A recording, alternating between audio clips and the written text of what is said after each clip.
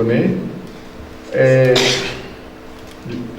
l'impression qu'il m'avait donnée, depuis que j'étais assis, lui en tant que formateur, en train de m'enseigner, si vous pouvez me dire n'importe quoi sur lui, je n'accepterai pas. Parce que je connais son sérieux au travail du Seigneur. Alors c'est pour cela que le Seigneur nous a donné son nom pour qu'il soit l'orateur de ces camps. Et nous avons vu, senti et écouté le sérieux qu'il a donné au travail que nous lui avons donné. Et nous bénissons vraiment le Seigneur pour ça. Merci aussi de nous avoir replongé tout à l'heure dans ces vieux cantiques. En tout cas, ça m'a ramené plus de 30 ans en arrière. Il y a des chants que je n'ai plus jamais chantés depuis, mais j'ai eu l'occasion de les rechanter encore aujourd'hui. Et il y a une chose qui m'a frappé dans la thématique qui a inspiré tous ces cantiques. Je vois le sens de l'engagement. Le sens de l'engagement. Donc ces cantiques-là ont nourri notre foi. Je comprends aujourd'hui les personnes âgées qui sont dans l'église, qui voudraient qu'on rechante les vieux cantiques, parce que ça leur rappelle quelque chose. Donc je pense qu'il faut essayer de satisfaire tout le monde, même si ça évolue, parce que le Saint-Esprit n'a pas arrêté d'inspirer les compositeurs, mais on peut mélanger les anciens et les nouveaux. Ça fait vraiment plaisir. Je voudrais, pour ce dernier enseignement, Jésus est Seigneur. En fait, c'est répondre à la question que le Seigneur lui-même avait posée à ses disciples, particulièrement quand il les a amenés là dans le territoire de Césarée de Philippe. Qui dites-vous que je suis? Elle a été posée à ces disciples-là, après qu'ils aient marché avec lui pendant 3 ans, presque 3 ans, parce que c'était au bout du ministère du Seigneur, peu avant de vivre la passion et puis de subir la crucifixion sur la croix. Il leur pose cette question, mais je crois que cette question est toujours d'actualité pour tout disciple de Jésus, à quelque moment que ce soit. Et je pense que ça vaut la peine, dans notre marche, de nous arrêter et puis de faire une mise au point pour éviter de répéter constamment des mots, des termes, des expressions sans savoir ce que ça peut signifier pour nous aujourd'hui. Il y a quelques années, nous étions invités à un mariage. Et ce qui était frappant, donc après le culte, nous étions dans la salle de fête, et ce qui m'avait frappé à ce moment-là, c'était que dans cette salle, on a fait 2 groupes. Le groupe des membres de l'Église, ou des chrétiens, et puis l'autre groupe, celui des païens, ou ceux qui ne viennent pas à l'Église. Et pour chaque acte qui devait être posé, il fallait qu'on se lève, il fallait qu'on prie, il fallait qu'on chasse les démons qui étaient soit dans un coin ou je ne sais pas, dans les airs ou à n'importe quel endroit, il fallait les chasser. Voilà, c'était fait au début. Et puis, quand il fallait commencer à manger, il fallait de nouveau se lever, chasser les démons qui pourraient peut-être se loger, on ne sait jamais, dans un verre d'eau ou dans... Et toute la soirée, ça continuait comme ça. Et au nom de Jésus, et on chassait et les démons, et constamment. Je me suis fait cette réflexion. J'ai l'impression que le diable ou les démons sont omniprésents. Ils sont si forts qu'il faille à chaque fois invoquer le nom de Jésus, et ce Jésus semble être sourd, parce que quand on lui demande une seule fois, il ne répond pas, il faut récidiver, il faut continuer. Finalement, ce Jésus-là, il me semble tout petit, et le diable semble être plus grand, et plus fort, et plus important. Vous voyez, frères et sœurs, comment ce que nous disons, quelquefois, n'est pas toujours conforme à ce que nous faisons. Il y a un message qu'on transmet. On parle plus de l'autre que du Seigneur lui-même. Et quand on prend la Bible, c'est vrai que la Bible parle des démons. Ce n'est pas le message central. Le message central de la Bible, c'est Dieu qui aime les hommes. Et il a tellement aimé les hommes qu'il a donné son Fils unique afin quiconque croit en lui ne périsse pas, mais qu'il ait la vie éternelle. Et ça, c'est le message important, que Jésus est plus grand.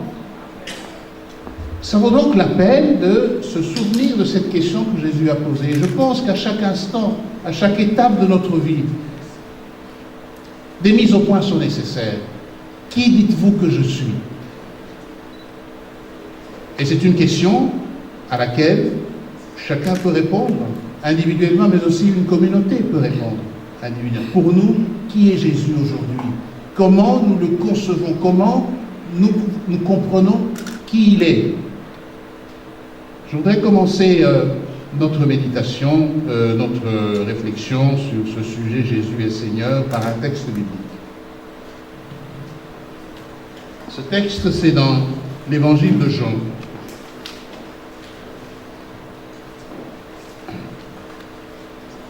Jean, chapitre 20, et nous lisons à partir du verset 19 jusqu'au verset 29.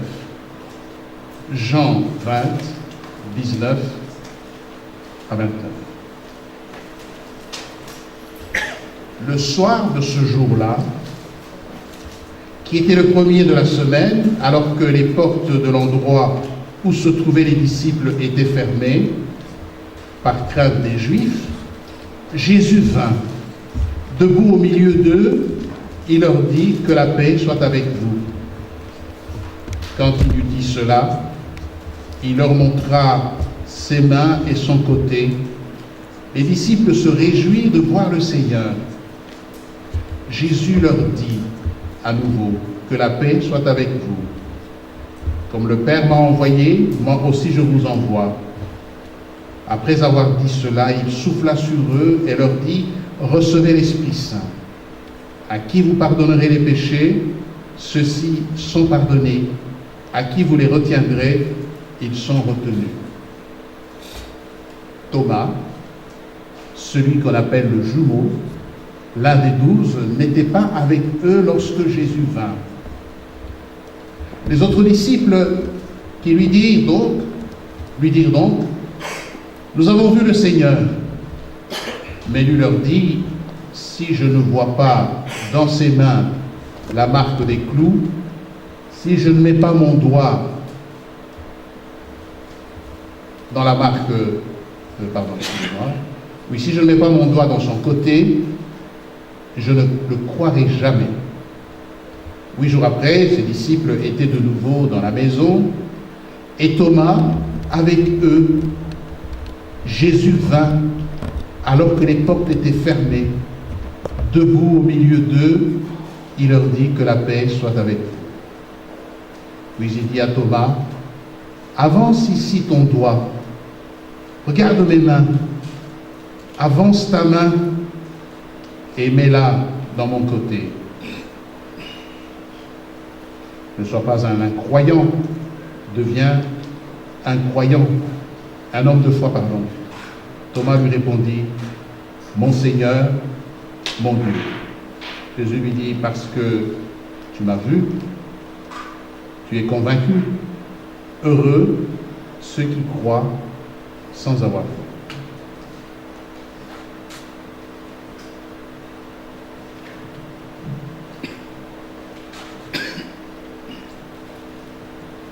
Nous sommes dans les premiers jours d'après la résurrection de Jésus. Un événement sans précédent. Ces disciples qui étaient abattus, qui voyaient tout leur espoir s'effondrer le jour où Jésus était crucifié, ils avaient perdu tout espoir. Voici qu'on leur annonce que Jésus est ressuscité. C'est d'ailleurs assez remarquable de voir que le ressuscité ne s'est pas montré à tous. Il choisissait ceux à qui il voulait se montrer ceux à qui il voulait se révéler. Il se fait que ce jour-là, alors que les apôtres étaient enfermés parce qu'ils avaient peur, les Juifs, nous dit le texte, le Seigneur leur apparaît. Et puis, il dit ce que nous venons d'entendre, mais Thomas n'était pas là. Vous savez, on a fait beaucoup de reproches à Thomas, en lui disant, voilà, un qui veut absolument avoir des preuves, il veut toucher, il veut croire. Je pense personnellement qu'il y a du vrai dans la démarche de Thomas. Pourquoi croirais-je? Tout simplement parce que les autres l'ont dit. Pourquoi croirais-je? Tout simplement. Il faut que ce soit quelque chose que je vis. Il faut que ce soit quelque chose qui me touche de près. Sinon, ça va être quelque chose d'extérieur. Ce qui est très frappant, c'est que Jésus savait tout ce qu'il avait dit et il connaissait aussi son doute de croire n'importe quelle parole qui lui avait été dite. Quand Jésus entre, le jour où Thomas est là, il lui dit, écoute, avance, mets ton doigt. Et Thomas, quand il voit, à ce moment-là, mon Seigneur et mon Dieu, il croit. Il croit qu'en face de lui, c'est le Seigneur. C'est Dieu. Jésus, le ressuscité, est Seigneur et Dieu. Une affirmation très forte. Qu'est-ce que ça veut dire, Seigneur? Le Seigneur, c'est le kurios en grec. Le Seigneur, c'est le détenteur de l'autorité et du pouvoir. Appliqué à Jésus, cela signifie qu'il est Dieu dans sa nature. On est en face de Dieu. Mais plus encore, de manière fonctionnelle, Jésus Seigneur, cela veut dire, ça évoque l'autorité de Jésus et aussi dans l'exercice. C'est une autorité performatrice. Quand il parle, quand il agit, les choses s'accomplissent, les choses se réalisent. Donc c'est une autorité souveraine dans son exercice, dans ce qu'il dit, dans ce qu'il fait. C'est important de pouvoir, si on comprend que c'est l'autorité suprême, c'est le pouvoir suprême, quand il parle, non seulement ce qu'il a dit va s'accomplir, mais de la part de nous qui l'entendons, qui écoutons, il mérite adoration. Il mérite prosternation. Nous pouvons nous mettre à genoux devant lui. Nous pouvons véritablement l'adorer comme Seigneur parce qu'il est Dieu, il a tout pouvoir. Cela suppose qu'il s'assujettit toutes choses. Il n'y a rien qui échappe à son contrôle. Il n'y a rien qui échappe à sa souveraineté. Même si, comme nous le savons, il n'a pas encore déployé toute sa gloire et toute sa puissance. Il y a encore quelques êtres spirituels qui essayent d'échapper à son autorité. Mais ça ne veut rien dire. C'est parce qu'il le veut. C'est parce qu'il a donné un temps. Viendra un moment où il revient alors dans toute sa gloire, comme nous le lirons dans un des passages de Philippiens au chapitre 2, tout genou fléchira devant lui, de gré ou de force, parce que son autorité, sa puissance, son pouvoir va s'imposer. Il est le Seigneur.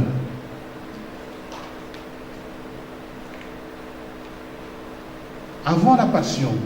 J'ai pris ce texte de Thomas après la Passion, après la résurrection, parce que souvenez-vous, nous avons parlé du péché comme une puissance tyrannique, dominatrice, de laquelle nous ne pouvons pas nous libérer. Mais nous avons parlé aussi du péché comme puissance qui conduit à la mort. Deux ennemis redoutables pour l'être humain. Le péché et la mort. Ce Jésus-Christ, Sauveur et Messie, est mort et il a vaincu la mort. Il a fait ce que personne d'autre n'a pu faire auparavant. Il est donc Seigneur et il mérite louange et adoration. Avant la Passion, Jésus paraît pourtant comme le Maître et le Seigneur. Le Maître dont dépendent les disciples. Jésus, déjà à ce moment-là, souvenons-nous notre première méditation, notre première réflexion sur la vie de Pierre. Lorsque ce miracle s'accomplit, le deuxième miracle, pour moi le plus important, la conversion de Pierre, Pierre se jette, se prosterne devant Jésus-Christ, et puis il confesse, mon Seigneur, retire-toi de moi, je suis un pauvre pécheur. Désormais, je ferai de toi pécheur d'hommes. Le texte nous dit, Pierre quitta tout pour le suivre. Il est donc ce Seigneur qui peut faire que les gens abandonnent leur travail, qu'ils changent l'orientation de leur vie pour marcher à sa suite. Il est là comme en train de réclamer qu'on le suive. Nous avons d'autres passages où Jésus dit, quiconque veut me suivre et regarde en arrière, il n'est pas dit d'être mon disciple. Celui qui veut me suivre et qui est encore, souvenez-vous de ce disciple qui dit, oui, je viens te suivre, mais attends, je vais aller m'occuper de mes parents ou bien enterrer mes parents. Même là aussi, Jésus se comporte comme le Seigneur qui demande que nous le préférions à tout autre, qu'il soit le premier dans notre vie. Il se comporte déjà comme un Seigneur, comme le Seigneur. Il ne veut pas de concurrents.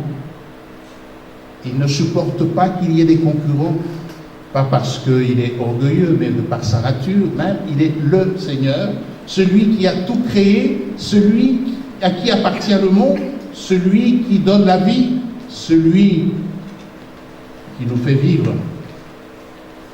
Parce que par sa seule volonté nous existons, nous dit encore le livre de l'Apocalypse. Jésus, avant Pâques, il se comporte véritablement comme le Seigneur. Un autre épisode où nous voyons qu'il se comporte véritablement comme le Seigneur, avant l'entrée dans Jérusalem, la semaine de la Passion, l'entrée de Jérusalem, il envoie ses disciples. Vous irez dans telle rue et à telle maison, vous entrerez, vous trouverez deux ânes, et puis prenez-les. Si on vous demande, dites, le Seigneur en a besoin. Le Seigneur en a besoin. Il est le Seigneur de tout bien. Il se comporte en tant que tel. Frères et sœurs, rien que cette pensée nous permet de comprendre que s'il est le Seigneur, nous lui devons tout. Mais il y a des moments, parfois, je ne sais pas pourquoi, et peut-être nous estimons, nous, en droit de pouvoir réclamer des choses auprès de lui. Il y a des moments où nous entrons même dans une négociation. Seigneur, tu vois tout ce que j'ai fait pour toi. Et tu oses permettre encore que j'ai telle ou telle difficulté après tout ce que j'ai fait pour toi. Eh bien, si tu veux que je continue à aller au culte, il faut que tu changes. Si tu veux que je continue à donner l'offrande, il faut que tu changes ton attitude. Comment on peut qualifier une telle attitude? C'est une attitude enfantine. C'est l'attitude des enfants gâtés. Des enfants qui ne savent pas, qui ne comprennent pas. Voilà pourquoi, frères et sœurs, il est important de pouvoir méditer et réfléchir sur ces termes qui sont courants, que nous utilisons bien souvent. Le Seigneur. Et parfois, derrière le mot Seigneur, nous mettons un copain. Parfois, derrière le mot Seigneur, nous mettons notre serviteur. Parfois, derrière le mot Seigneur, le distributeur automatique. Je n'ai qu'à appuyer, il n'a qu'à exécuter. Comme nous sommes à côté de l'essentiel. Voilà pourquoi notre réflexion et notre méditation est importante sur des termes si courants comme celui-là. On ne peut pas en même temps dire qu'il est Seigneur et continuer à négocier avec lui, le ramener à notre niveau, ou même plus bas que nous. Lui-même a dit un jour, pourquoi m'appelez-vous Seigneur, Seigneur, et ne faites-vous pas ce que je vous dis? Montrer qu'il est vraiment Seigneur de notre vie, c'est faire attention à ce qu'il dit, chercher à bien comprendre ce qu'il veut nous dire, et puis obéir quand c'est nécessaire, quand il le faut. Obéir puisqu'il a parlé. Le Christ d'avant Pâques, il est aussi celui qui, dans la discussion avec les Juifs, particulièrement les scribes et les pharisiens, qui doutent de lui. Il dit, mais avant qu'Abraham fût, je suis. C'est exactement le même terme que Dieu a utilisé dans Exode 3 quand il appelle Moïse et que Moïse lui demande, mais j'irai vers ton peuple et ils me demanderont, mais c'est qui t'a envoyé? Dis-leur, celui qui s'appelle Je suis m'a envoyé. Et Jésus s'attribue le nom de Dieu. Il se considère véritablement comme Dieu, contrairement à ce que certains théologiens ont pu dire. Oui, il a pris conscience qu'il était fils de Dieu, c'est tout en allant, il ne savait même pas, il ne connaissait pas son ministère. Il avait conscience, pleinement conscience de son ministère et de son rôle quand il est venu sur la terre. Et l'évangéliste Jean, d'abord, pendant la discussion avec les scribes et les pharisiens, Jésus va citer un passage du psaume, le psaume 110, le verset 1. Il dit, David a dit à son Seigneur, assis-toi. Mais de quel Seigneur parle-t-il? David est déjà mort. Mais Jésus s'identifie à ce passage du psaume 110, le verset 1. Le Seigneur, c'est celui qui a la domination universelle. C'est celui qui a le pouvoir, celui qui est le vainqueur, qui exerce désormais des pleins pouvoirs sur l'univers tout entier. Il est celui qui a reçu le nom qui est au-dessus de tout nom. Ça dit beaucoup de choses. Quel est le nom qui est au-dessus de tous les noms? C'est le nom de Dieu. Y a-t-il quelqu'un d'autre au-delà de Dieu? Mais Jésus est Dieu. Et en tant que tel, il mérite notre adoration. Il se fait l'équivalent de Dieu. Et la divinité de Jésus, elle est vraiment absolue. C'est fait unique. Et quand nous lisons l'évangile de Jean au premier chapitre, au commencement était la parole était avec Dieu, la parole était Dieu. Cette parole, c'est Jésus-Christ. Plus loin, dans le même chapitre, au verset 14, cette parole s'est faite chair. Jésus, c'est donc Dieu lui-même qui est venu au milieu de nous, qui a parlé notre langage, mais qui était Dieu et qui a pu supporter tout ce qu'il a pu, mais sans jamais un seul instant perdre sa nature de Dieu, mais obéissant à son Père jusqu'à la mort. Donc Jésus est le Kyrios, il est le Seigneur, celui qui a la victoire sur l'adversaire. Et le grand adversaire, c'est le diable, c'est Satan. Jésus a toute autorité sur Satan et toutes les puissances. Dans les évangiles avant Pâques, nous voyons Jésus chasser les démons, nous le voyons délivrer les gens, nous le voyons relever ceux qui étaient libérer plutôt ceux qui étaient sous l'emprise des puissances des ténèbres. Le titre de Jésus convient, du Seigneur convient à Dieu, et ce Dieu-là agit dans l'histoire et il conduit cette histoire vers un but qu'il s'est donné lui-même. Frères et sœurs, nous vivons des temps difficiles, des temps où on peut même douter de l'existence de Dieu, où même les chrétiens peuvent se demander, mais jusqu'à quand, Seigneur? Puisqu'il est le Seigneur, il sait ce qu'il fait, il a fixé lui-même un temps, et quand ce temps-là sera accompli, il fera ce qu'il veut, il dirige l'histoire vers un but. Il n'est pas surpris par tout ce qui arrive. C'est l'apôtre Pierre qui encourageait les frères qui passaient par des moments difficiles en leur disant « Oui, le Seigneur a promis qu'il reviendra. Mais nous avons un petit problème, nous les humains. C'est que nous n'avons pas la même notion de temps avec Dieu. 1000 ans pour lui, c'est comme un jour. Quand Jésus dit « Je viens bientôt », pour lui, c'est comme si il a parlé le matin, vers 7h30, et peut-être qu'il revient à 7h35, mais pour nous, c'est toute une éternité. Mais quand le temps sera là, il viendra. Et l'apôtre encourage justement les chrétiens à persévérer, parce qu'il va arriver. Jésus a donc autorité sur l'histoire.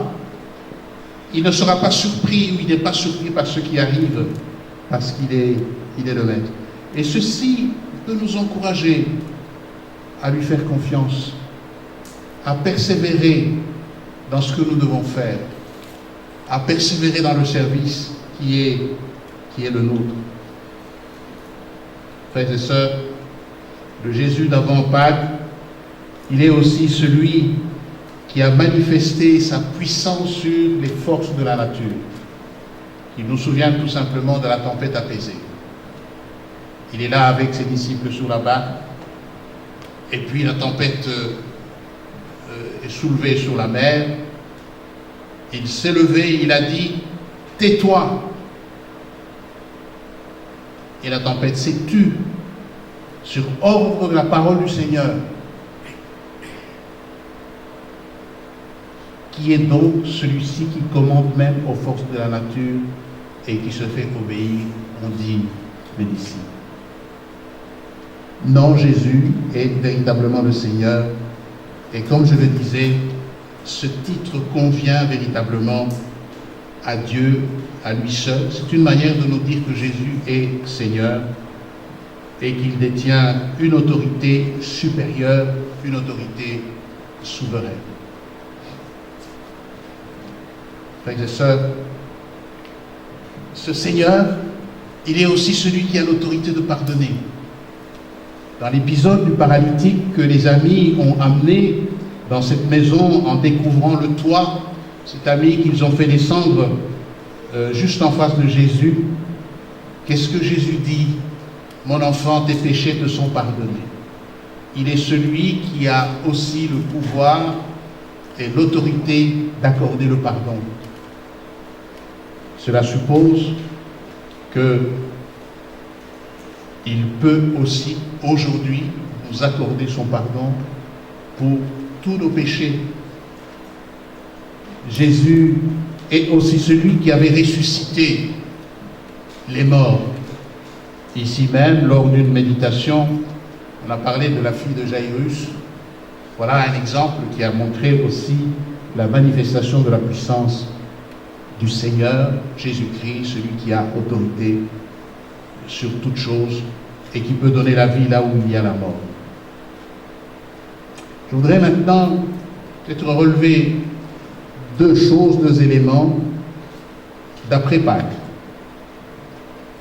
Lorsque Jésus-Christ ressuscité est sur le point de partir, de retourner vers son Père. Il est avec ses disciples, il est là sur le mont des Oliviers, et puis il leur dit ces paroles. Tout pouvoir m'a été donné dans le ciel et sur la terre.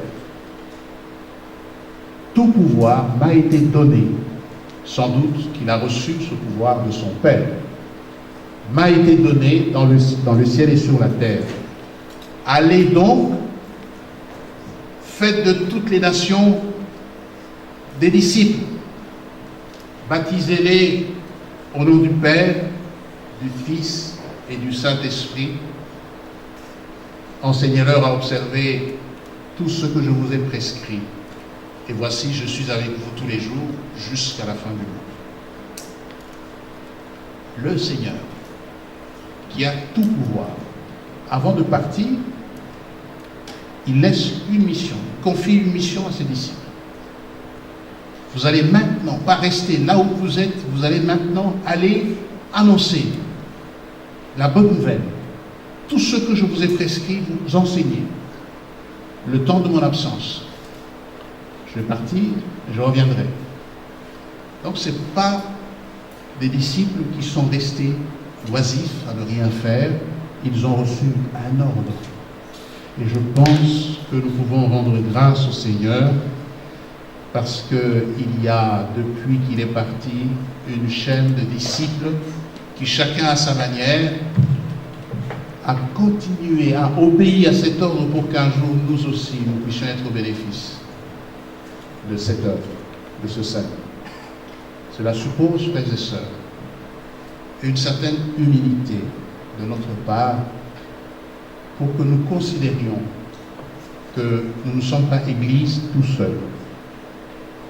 Avant nous, il y a l'Église. L'Église ne s'arrête pas quand nous allons mourir. Après nous, il y aura l'Église, il y aura d'autres disciples du Seigneur qui vont continuer le travail jusqu'à ce que le Seigneur lui-même revienne. Et alors c'est lui qui mettra fin justement à ce travail. Mais nous sommes dans la période de l'absence du Maître, l'absence du Seigneur, jusqu'à ce qu'il vienne. Et une manière de vivre cette seigneurie du Christ, c'est d'obéir à ce commandement. C'est d'être les disciples qui annoncent l'Évangile. Les moyens de pouvoir le faire sont multiples. Il ne nous a pas dit comment, mais là il nous laisse responsables d'inventer, d'imaginer les moyens d'atteindre les nôtres, les gens de notre génération, pour leur annoncer cet Évangile. Je parlais de l'humilité quant à l'Église, mais aussi de la reconnaissance.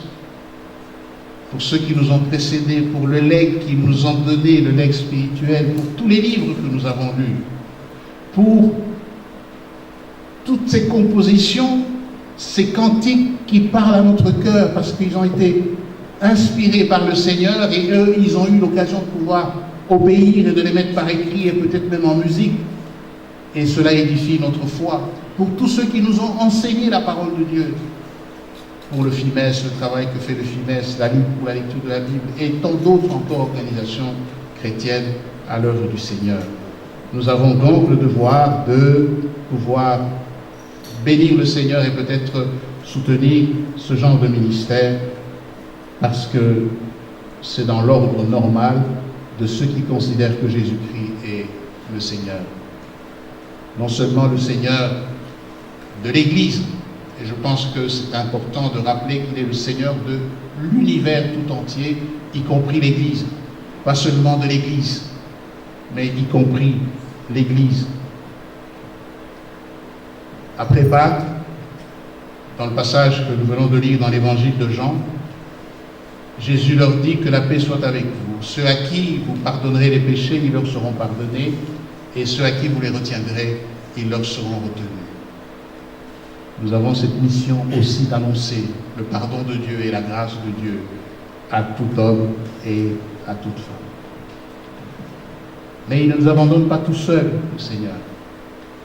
Aux disciples qui étaient témoins de la résurrection, il dit « Allez attendre à Jérusalem, je vous enverrai le Saint-Esprit que le Père avait promis quand il viendra.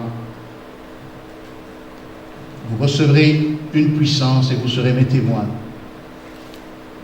À Jérusalem, en Judée, en Samarie, jusqu'aux extrémités de la terre. Encore une fois, comme je le disais ce matin, le Seigneur nous connaît et il sait que nous ne pouvons rien faire sans l'aide de son Esprit. Et l'Esprit nous est donné justement pour nous conduire pendant cette période où il nous donne la possibilité de vivre, jusqu'à ce qu'il vienne.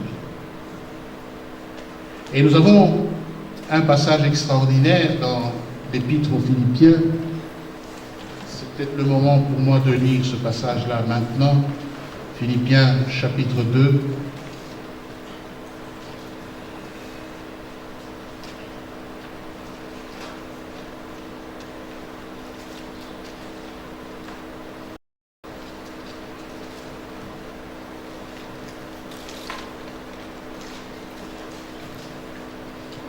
Philippiens chapitre 2, à partir du verset 5.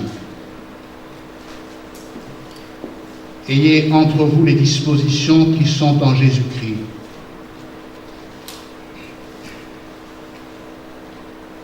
Lui qui était vraiment divin, il ne s'est pas prévalu d'un rang d'égalité avec Dieu, mais il s'est vidé de lui-même en se faisant vraiment esclave, en devenant semblable aux humains.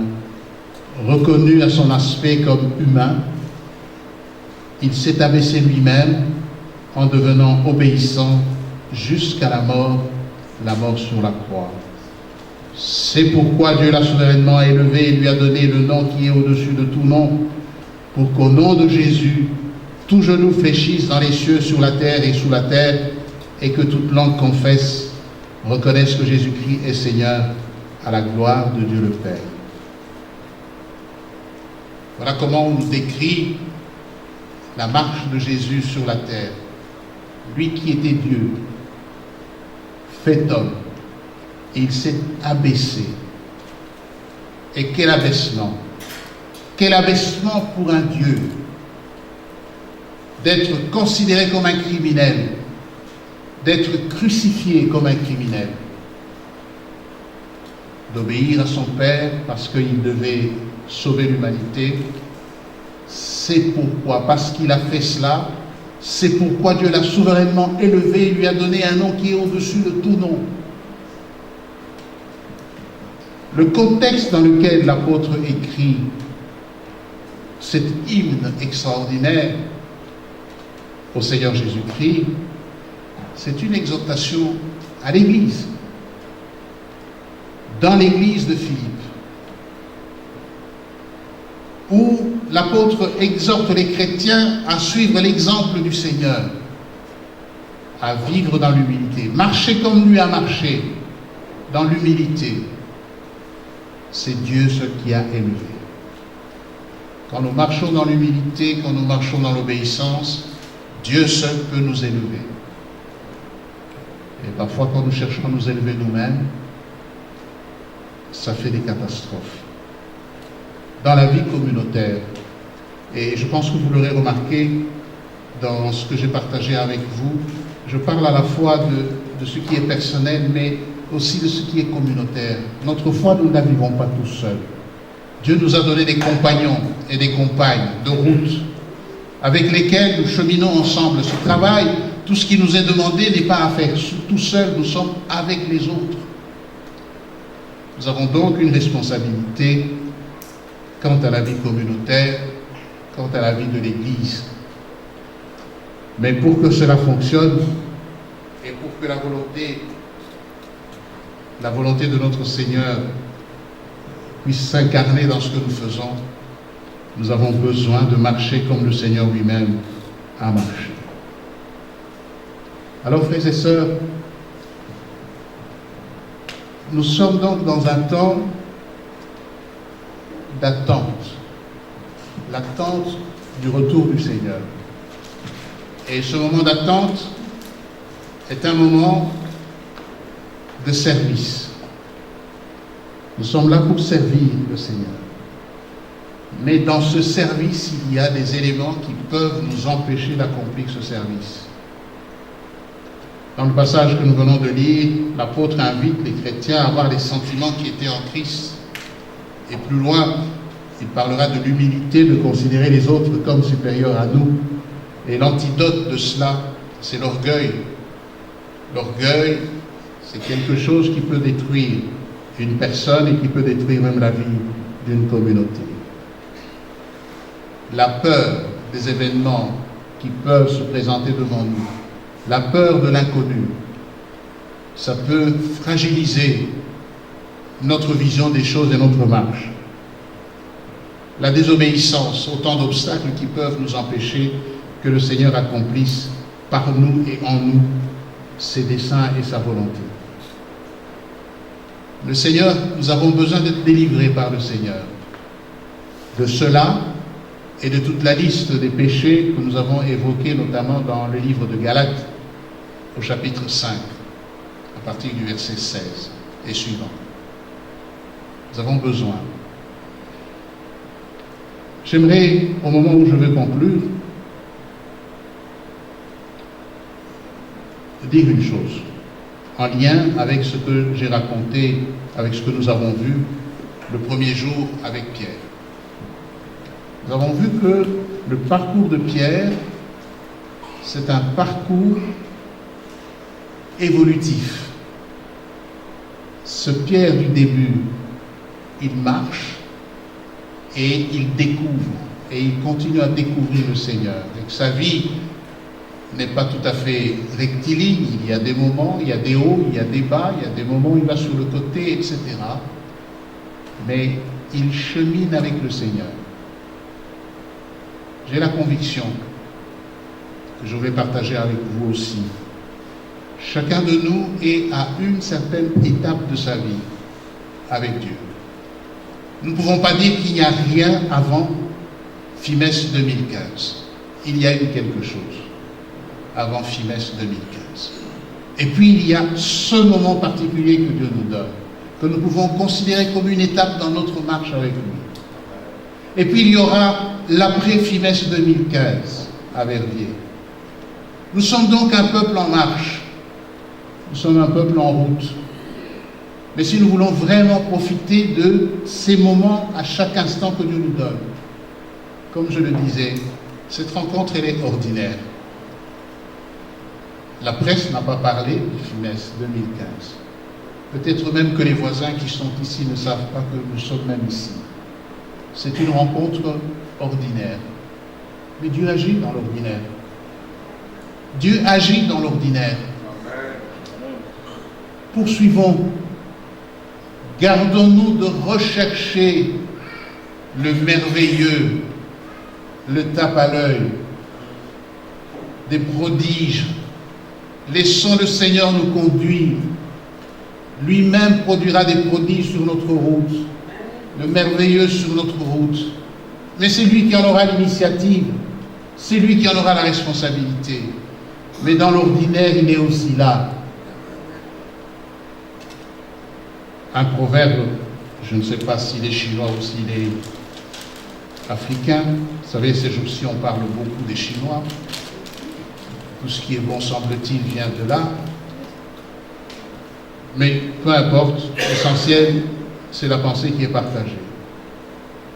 Lorsque un arbre tombe dans la forêt,